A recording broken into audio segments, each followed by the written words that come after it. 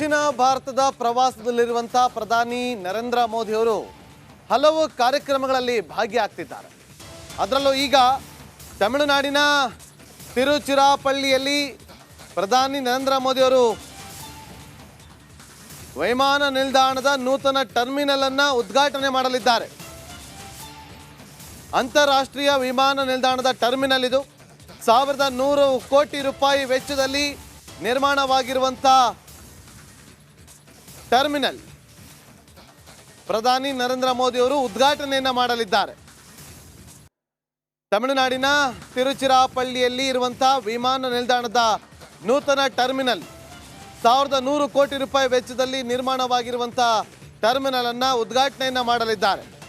ಇನ್ನು ದಕ್ಷಿಣ ಭಾರತದ ಪ್ರವಾಸದಲ್ಲಿರುವಂಥ ಪ್ರಧಾನಿ ನರೇಂದ್ರ ಮೋದಿ ಅವರು ತಮಿಳುನಾಡು, ಲಕ್ಷದ್ವೀಪ, ಕೇರಳದಲ್ಲಿ ಆಯೋಜನೆಗೊಂಡಿರುವಂಥ ವಿವಿಧ ಕಾರ್ಯಕ್ರಮಗಳಲ್ಲಿ ಭಾಗಿಯಾಗ್ತಿದ್ದಾರೆ.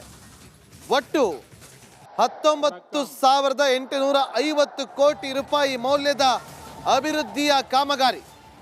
ತಮಿಳುನಾಡು ಪ್ರವಾಹದ ಬಗ್ಗೆ ಪ್ರಧಾನಿ ನರೇಂದ್ರ ಮೋದಿ ಅವರು ಮಾತಾಡಿದ್ದಾರೆ.